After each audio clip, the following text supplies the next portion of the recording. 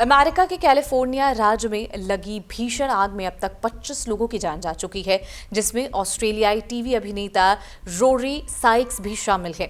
आपको बता दें, ईटन और पेलिसेड क्षेत्र में 16 लोग लापता बताए जा रहे हैं। पिछले 7 दिनों से जारी आग पर अब तक नियंत्रण नहीं पाया जा सका है।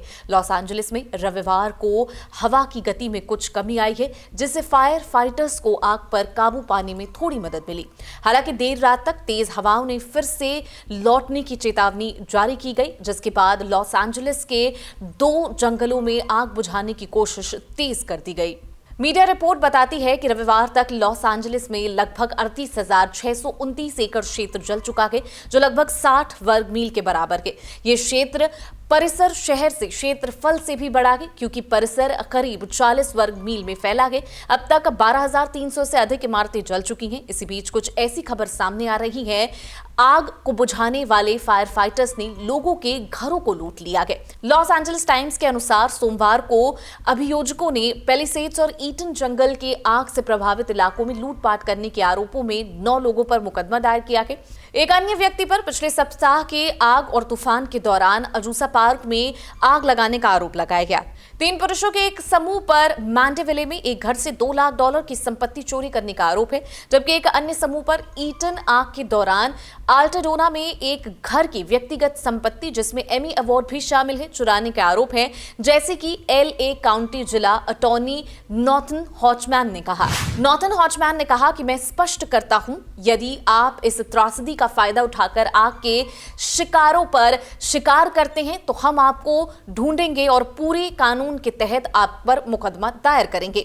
सोमवार को 3 लूटपाट की घटनाओं के आरोप में 9 लोगों के खिलाफ केस दायर किए गए। ये घटनाएं पैसिफिक पैलिसेड और अल्टाडोना में हुई हैं, और जहां आग ने 35,000 एकड़ जमीन को नष्ट कर डाला है। 12,000 से ज्यादा इमारतें जल चुकी हैं। अब तक कम से कम 25 लोगों की मौत हो गई है, और बताया जा रहा है कि मौत के आंकड़े और भी ज्यादा हो सकते हैं।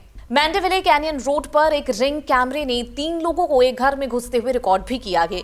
ये जगह महंगे घरों और प्रसिद्ध हाइकिंग ट्रेल के पास स्थित है। 2 आरोपी मेट्रल पीपल्स और दमारी बेल को लूटपाट और घर में चोरी करने के आरोप में गिरफ्तार किया गया। पुलिस ने उनके घर से कुछ चोरी की हुई चीजें भी बरामद की है। एक और आरोपी ट्रेवन कोलमैन गिरफ्तारी के दौरान भाग गया और एक कार दुर्घटना का शिकार हो गया, जिसमें एक व्यक्ति घायल हुआ है। आपको बता दें, कोलमैन हिट एंड रन का आरोपी भी है। कोलमैन और पीपल्स दोनों को कैलिफोर्निया के 3 स्ट्राइक कानून के तहत उम्र भर की सजा हो सकती है, क्योंकि उनके पास पहले से 2 गंभीर अपराधों की सजा है। इसके अलावा 6 और लोगों को भी लूटपाट के आरोप में गिरफ्तार किया गया है। अधिकारियों ने लोगों से अपील की है कि वो ऐसी घटनाओं में शामिल ना हो। उन्होंने कहा, कृपया लूटपाट, धोखाधड़ी और मूल्य वृद्धि ना करें और निकासी आदेशों का उल्लंघन ना करें।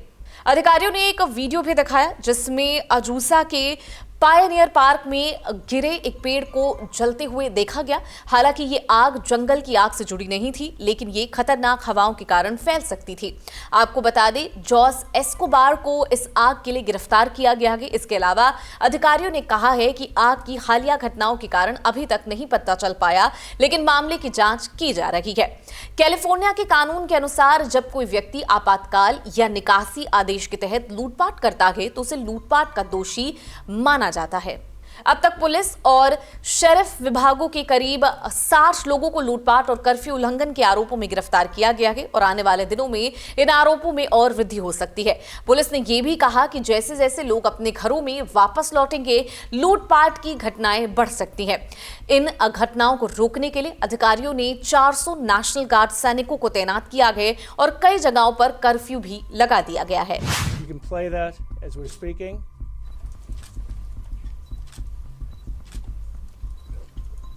And the LAPD, through, again, such impressive investigation, worked with various leads and tracked Mr. Peoples and Mr. Bell to an apartment in Koreatown.